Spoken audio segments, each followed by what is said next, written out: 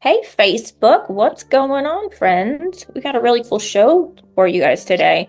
As you guys are jumping on, do me a favor and go ahead and say hello. I'm going to give you guys an incredible intro to our guest. He is highly sought after around the world. Just got back from, you tell me the Virgin Islands?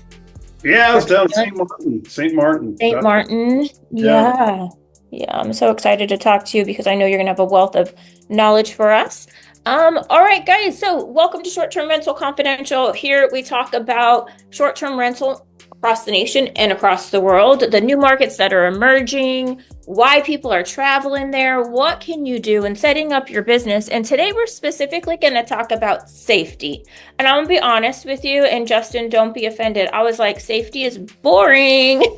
Why do I want to talk about safety? But you want to know what? These are things that we have to talk about because you could lose your behind if you do not do things correctly.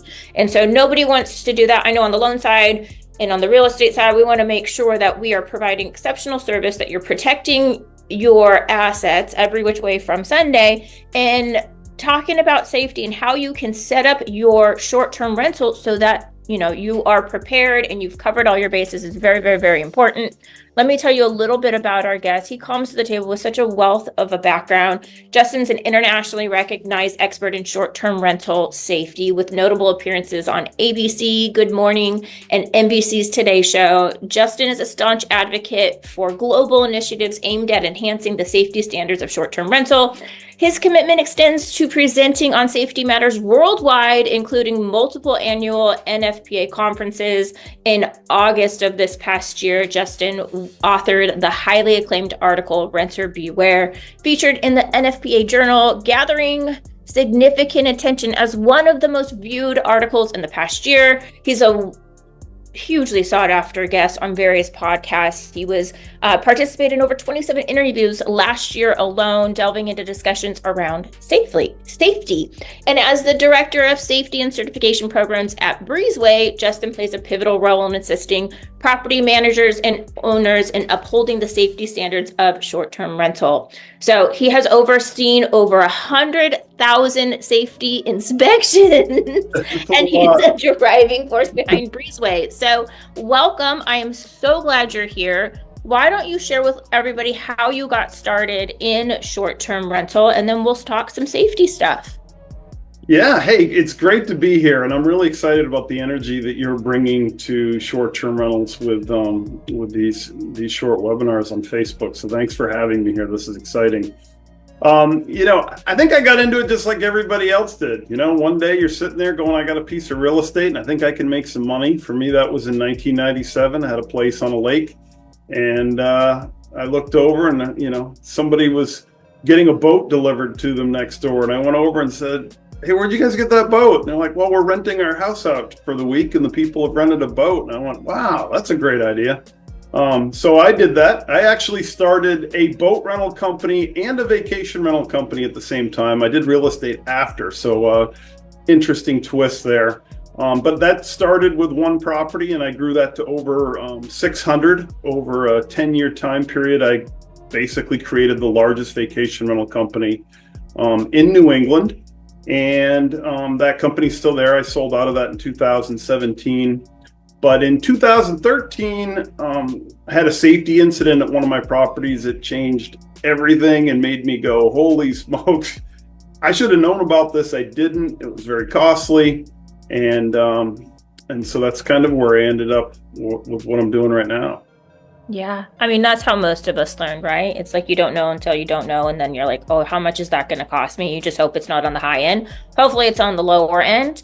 And hopefully you guys are watching this and you guys are like, I don't want to go down that path. I'd rather just learn from Justin instead of having to pay out on something like that. So why don't you, do you want to share about the incident that happened or no? You're like, we don't share about it. I do. It's an intense story. I'll tell you. I know the woman's name who was injured at my property. I think about her every day.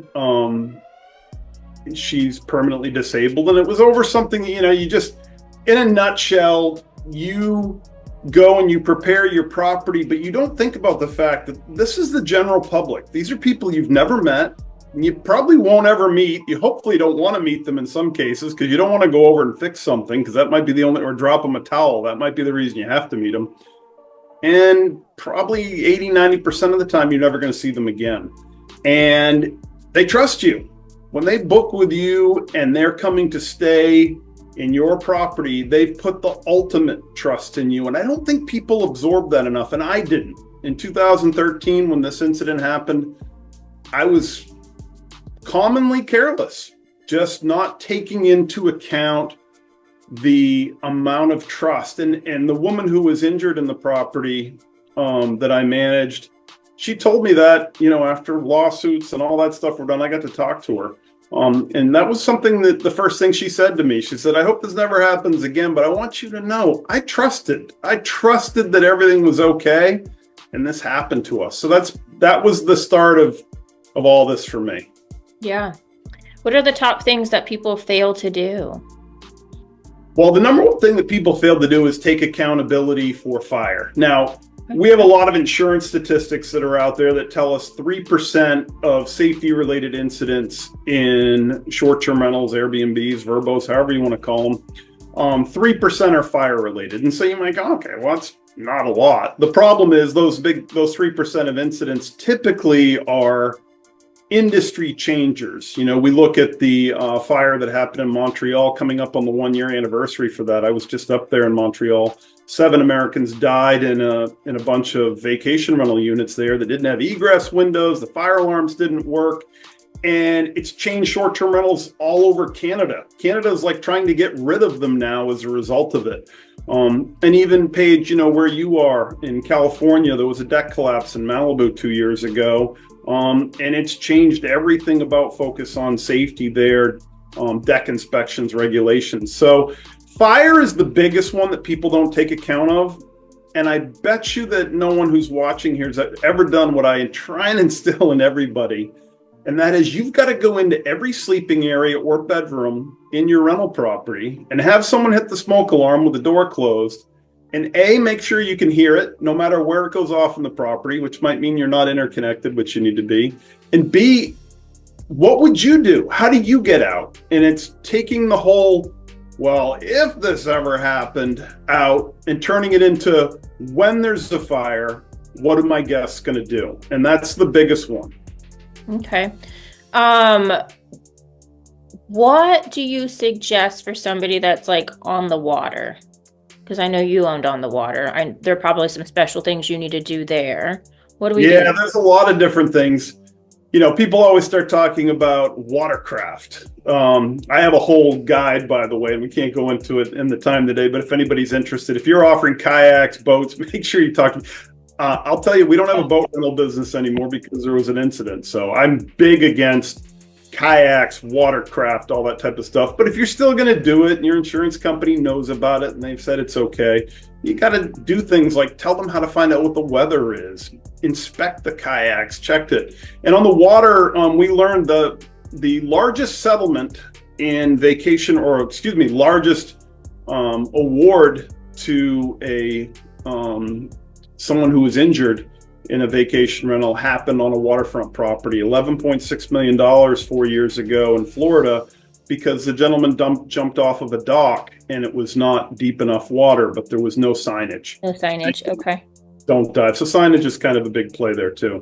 Okay. Yeah. We're on Lake Lanier. And where we're at is not deep water. So now I'm like, now I got to put that. I remember it's important. Yeah, so I got to put a sign up. I remember when we bought, and I didn't do this correctly. I was just like, list it, right? But there was like a whole process of working with the city to get a permit. And then we're a couple months in and they're like, you need a permit. And then part of that permitting process was having the county inspector out to look at the house. And then I remember I had to put up like additional fencing because anything with a 36-foot drop or more on any one side needed fencing. So there was like kind of like a pony wall, like Yeah. off the back, and they were like, this is not high enough. And so having to go through those processes, and I was thinking to myself, well, this is dumb, right? Or you need railings. And I'm like, oh, okay, I need more railings down these things. Also, if you have stairs outside, like I learned this one the hard way, put those like sticky strips. Yes. Oh my God. 3M. Oh man. I Yeah. like, and I was out there one time, it slipped. Go ahead. good. If they're wooden steps and you've got those sticky strips on them, it's also good to put a couple roofing nails in just to, because the sticky stuff sometimes wears off. Yeah, I need to check on that because I learned the hard way on that one. Went over there and took just a slip all the way down and had a nasty, nasty, nasty bruise. So we have to do 36-inch fences or fences if you have a 36-inch drop on the back. What are also some common things that people are overlooking besides fire? Yeah, so once the core base, you've got to make sure that people aren't going to die in your rental property. And I know that sounds aggressive, but that's really true. It's on you. So once you've got that underway, they can get out in a fire. We've got good smoke alarms if there's a fire somewhere. Then you got to work on the next one. And the biggest insurance claims come from slips, trips, and falls. 83% of all safety-related incidents. There were over 70,000 hospitalizations in the United States last year from slips, trips, and falls just in short-term rentals. It's big. And that's where a lot of the cases come in. So like you talked about, your handrails, they've got to be to code. I was on a call recently where a woman had a slip, trip, and fall incident at her rental property, and she just asked me if I could give some help. I don't do legal advice. I don't know law. I'm not an expert witness. I'm never going to testify against you. But I joined this call, and as soon as the insurance company saw that the handrail was 3 inches too low, it was obvious it was too low. Open, shut, done. They weren't even going to cover the claim because it isn't a code. So you've got to make sure you may not go to jail. Like you said, the inspectors came in. You're not going to jail because your handrails aren't to code. But afterwards, when someone slips or falls in your property, and it's because you didn't have lights that were working, or the handrails weren't to code, or the steps were too far apart, they get you in civil court. That's where all the bad stuff is happening, and that's what's cleaning out people's wallets and making it go, oh, I didn't know what I was doing when I got into this. Yeah, we forget about these things. Let me ask you a question at stairs. Do you need a gate at the top, gate at the bottom? Upstairs? No. That's okay. up to the guests to do that, only if there's a pool. If there's a pool there, obviously, you've got to have gates so the kids can access to pools. We lost over 200 kids at pools at vacation rentals around the country last year. That's a huge thing that we need to fix in this industry. We're failing that one. Put it in comparison. We haven't had anybody die in a commercial airliner since 2015. 3 people fell off a cruise ship last year. 7 people were killed in hotel fires. And yet we're losing 10, 12 people a week in short-term rentals. We've got a lot of work to do to improve our safety record. Yeah. What do you suggest as far can you talk about insurance or no? Is that beyond? Yeah, I can do a bit. So I work for Breezeway, as you mentioned. What Breezeway does is we have a software that helps you do the safety inspections. I'm a expert. I'm the only guy who works at Breezeway, other than I think our human resources person and the people in finance, that doesn't work with the software. But people use our software tool to do safety inspections. And so what I've done is I've written all the checklists that are used for that. And my checklists have become so well recognized now that even the government's using it. NFPA is recommending them. We just had the Texas State Fire Marshal go through our safety checklist. So we see a lot of different organizations now referring back to it. And so having a checklist in place to go through and do all those is basically, the most important part of what I'm doing. Yeah. What about like umbrella policy? When people are like, okay, well, do I get specific short-term rental insurance? Do I need a rider? Do I need an umbrella policy? Do you have a recommendation around that? Yeah, so I forgot to continue with what my point was when you asked about insurance.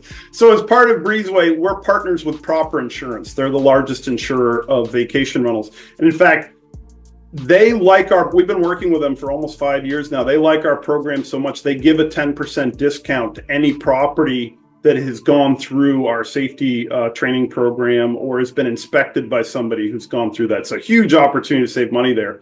Proper insurance has given us a lot of the data. You need to have a long conversation with insurance and your insurer. Make sure they understand what you're doing, how many weeks a year you're renting. They need to understand, do you have pools? Do you have hot tubs? What do you have, grills? Do you have fire pits? Do you have bunk beds? Bunk beds have become such a serious problem in our industry. Proper now charges a $100 premium per bunk bed because they really don't want people to have them anymore. But if they're gonna, they've got to still meet all the federal safety standards. Kids keep falling out of them and keep getting injured. So insurance is extremely important. You've got to be insured because I'll tell you what, there's a lot of lawsuits right now that are from hosts suing their insurance provider for not covering them because they didn't get that by not telling their insurer that they had a hot tub on a deck that hadn't been inspected by an engineer and it collapsed, they're no longer covered. Oh my gosh. I'm like thinking about my own property. I'm like, oh shit.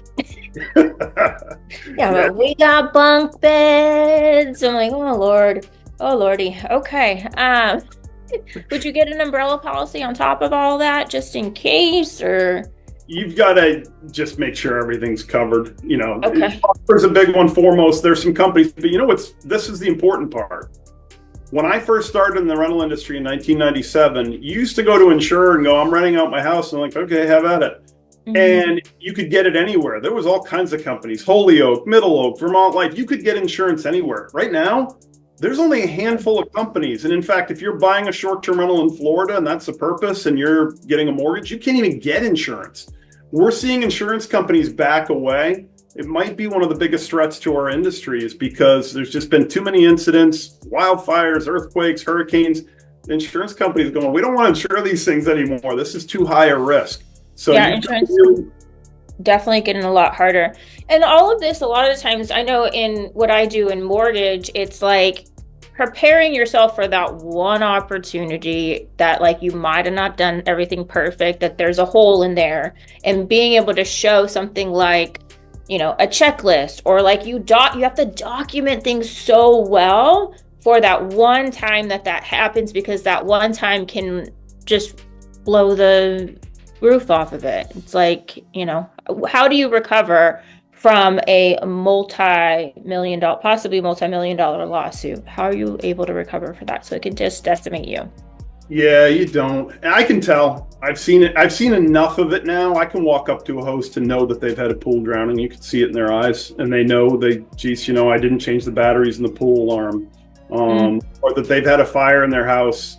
The Noyak fire that happened in New York 2 years ago, probably one of the most serious incidents in our industry, and it's going through all the lawsuit channels right now. There's 54 building code violations in this residential property that wasn't even certified in Long Island, New York, and there's two women died as a result of that. Fire alarm's not working. They just put a grill in, but they didn't put it close enough to the house. So you can see it in the eyes of the hosts and the owners, and it changes you forever that it was on you. So that's why I always tell people, put it on you now. Don't be scared, but here's the reality. The Titanic sank, and then we said, okay, I guess we need lifeboats. Yeah. People kept dying in car crashes, and they said, all right, we got to do seatbelts. And the car industry said, we don't want seatbelts. It's going to make it out like our cars are dangerous. The big thing that we're seeing now that's been the biggest surprise to me, because I'm like the safety guy. I'm the guy who make that safe. And people are coming back to me and going, hey, Justin, by the way, we did everything you said, but this is really cool. After we made it safe, we told people we did, and we got more bookings. And I'm like, wait, what? Okay. Yeah. So that's the cool part. Yeah, like a safety certified. Like now, like when we go buy cars, we're really looking at airbag safety and like all of that. So yeah, I like that idea. What do you see on the horizon for safety and short-term rental? The biggest change that's coming right now, and it's a silent one. It's not on national news, but it's big. It's so big that, the biggest OTAs have their top people on these. There's something called International Building Code, ICC, IRC. It's the code. You live in California, every couple of years, your legislature votes in and says, we're going to endorse the 2028 version of International Building Code. And then 48 states do that in the US, Florida and Vermont use NFPA. But anyway, those guys who work on the code, they've never defined short-term rentals or set that up. Short-term rentals have always been a residential property. But what's happening right now for the third time in 3 years, so again, kind of like the seatbelt thing with the automakers in the 50s, they're pushing it forward. OTAs are saying, no, these are private homes, you can't do it, but they're losing that traction. And so in April, they're going to actually have some committee votes to decide to put short-term rentals as a different classification. Overnight, every state legislature could be adopting that, and suddenly you've got some safety regulations that are there. You got to prepare for them. Cities and towns are doing it. If you don't do it now, you're behind. And probably the best illustration of this, if you've got people that are watching from Scottsdale, Arizona, they put some regs in place last year, like pretty quick. And all kinds of homeowners went, whoa, no, this is too fast. But we had customers that were there that were already doing everything I recommend for safety. And they stood up and they went, this isn't a problem. We're already doing this. And it became an owner acquisition tool for them. And they chugged forward with booking. So do it now because it's coming. You got to be ready. Why do I need different regulations for a short-term rental than like the local building code? So it's complicated because it's kind of like a part A off of it. Residential homes, the government generally speaking can't come in. So, and that's the argument that the OTAs have. I have a house and I don't have to have a fire extinguisher on every level. I don't have to have a smoke alarm if I don't want to. These are my homes. I get your recommendation, but I don't have to do it. So with short-term rentals, it's different. You've got people who many times just assume this is done. They've done some surveys with people and asked them that. They've said, so do you know if your rental's been inspected? They go, absolutely. And then when they find out they're not, they're like, wait, what? Like I'm paying a tax. The state of California got lodging tax from me. You're telling me nobody checked to make sure that these were safe. So it's taking the existing residential laws, but codes, but actually making it enforceable. Someone's going to check that you've done it versus you building your own home and nobody comes and checks it. Okay. Interesting. Yeah, my city must have some other, I know I did a permit for a block wall. And in order to get my permit for my block wall signed off, they had to come in the house and made sure I had fire alarms and carbon monoxide detectors. Yeah. Well, you're in Southern California. Yeah, they're pretty strong. But I'll tell you what, I mean, I was in Missouri a little while ago. I was at an Airbnb that they had a iron bathtub on top of a fire pit, and you could make a fire under it, and kids get in it. It was balanced by cinder blocks. I'm like, oh my God, but there's no regs there. So most of the U.S. isn't very regulated. Yeah, that's a little scary. And please, if you guys have a property that uses any sort of gas or anything like that, you got to get a carbon monoxide, like any sort of like, absolutely. You gotta, like that's one of the ones where you're like, they didn't even take a shot. You know what this is? An old fire alarm? Yeah, that's an old smoke alarm. I just pulled this out of a vacation rental down in Georgia. There's not even a date on it. Yeah, I'm like, do you guys have a smoke alarm in here? Like, oh yeah, we have one. We went up, and so not only was this in there, but then you open it up and the battery was in backwards. And this is why you gotta check them after each rental. You got to teach your cleaners to do this because the renters will like burn popcorn or something, or the steam from the shower because they got the back door, and then they take the battery out. The next guests show up. Are you checking it every turn? Yeah. Okay. What you want to do, most people don't know this either, these things come with an instruction manual that's so big it would cover the wall behind me. And it says in it, you're supposed to vacuum these once a month. These are the reason smoke alarms are so cheap today. They're cost anywhere from $10, $30 is because this intake area, the screen is so small, but it requires once a month vacuuming. And if you're not doing that, then they get dust in it. The dust sets it off. The renters pull the battery. So you have to vacuum them once a month. Interesting. And this is a reminder too, if you guys have a short-term rental, you guys don't stay in there very often, I just changed the air conditioning filter, and I was thinking to myself, because we don't live there, but even changing the air conditioning filter at home is like not on sketch. But it just gets to the point, it's like, have you checked it yet? Oh shoot, we better do it. And I was like, we better do that. We haven't, I don't even think we had owned the property for 2 years and hadn't even earned it once, I don't think. And it was like, oh shoot, there's all these things because we don't actively stay there that you forget it was supposed to be like that. I had people ask me the past 2 turns, how do I turn on the kitchen lights? And I was like, I don't know, just press all the buttons, you'll figure it out. Turns out we had like 10 lights out in the house. I finally sent somebody over and I was like, I think we have lights out. Can you go check it out? And he was like, yeah, you have 10. You have 10 lights out. It was like, right. Oh God. So just so people know, we didn't talk about this ahead of time, but shameless plug, Paige, you need Breezeway. Yeah. That's what we do. That's what our software does. It reminds you. Yeah, it reminds you like, hey, BT Dub, this is your maintenance. Exactly. It's time to do the filters. It has a built-in guidebook so your guests know how to fix all that stuff. And it has after hours calling so you can help, so you can go out and party. You know, you can take your backdrop and go out and have a party. And someone else can take your phone calls for you that deal with why is the washing machine making a funny noise. So that's what we do. But you've got to have those task reminders. And the best thing about it, Breezeway is awesome and that's where I'm from. But forget that. It's really important to have documentation. That's what we do. Mm-hmm. You've got to have documentation because the difference between you're being sued because these guests just fell down the stairs and saying, geez, I don't know anything about this, and then actually showing documentation going, well, we just inspected the handrail 6 months ago. Here's a geotagged photo that shows we did it. We care about it. Your Honor, I care about my guests. Yeah, boom, you're out of here. Versus, I don't know. Nobody told me. That's when you're done. You're not surviving that. So document. Yeah, I think a lot of times we're so worried about guest experience that we forget the safety side of it. You know, it's like, oh, we have like the pest inspection, so you don't, because God forbid there's mosquitoes, right? So like there's mosquitoes and the bugs and like, because that's the everyday experience, but how much more are we missing by not being on top of stuff like this? So yeah. All right, well, why don't you tell people what's coming up for you? Where can they find you? And I know we got a special offer for people that are interested.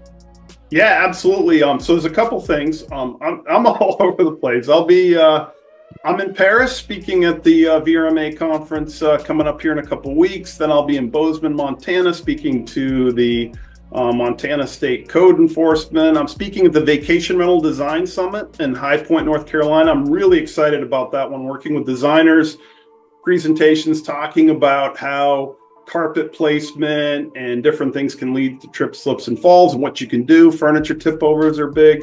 I'll be at the Spring VRMA conference in New Orleans. Canada stays. I'm coming back up there for their very first conference. So a lot of different things coming up on the horizon. I'll be at the Short Stay Summit in London. So I'm excited about this spring. So Breezeway is offering a discount to people, and I will have a link to that if you want to sign on with the Breezeway software. And what I will tell you is anybody who does sign on with the Breezeway software from listening to us, I'll throw our safety course in. It's a $350 course. You can get it anyway, even if you don't sign on for Breezeway. We have probably about, I see about 1,000 people a week going through that. So it's become it's the global industry standard. We just came out with a Spanish version. You download it on your phone. It takes 3 to 4 hours. You go through it. And then, as I said before, proper insurance will give you a 10% discount on your insurance if you're safety certified and you're keeping your property safe. Yeah, that probably covers the cost of it, knowing how much insurance more than that. The discount on proper insurance covers the cost of using Breezeway too. So, I mean, it's like a win-win-win. And then, hello, you're not having any safety incidents. You know, there was a guy I saw, I think it's The Onion, so I think it's fake news, but I saw a little while ago where instead of sending his kid to college, he gave him 2 Airbnbs and said, there you go, son. I don't have to spend any money on college and you're going to make a ton of money.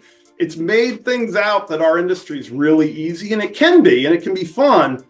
But, and I talk about this at all the conferences, you got to make your bed first. And safety is that, making your bed thing. It's getting things situated so that people aren't going to get hurt or killed in your property. And that's easy to do. And once you're done, everything else becomes easy after that. Yeah. Well, thank you so much for joining us today. I'm so happy we had a chance to hear from you, even though, for a lot of us, we're like, I don't want to talk about safety. I get it.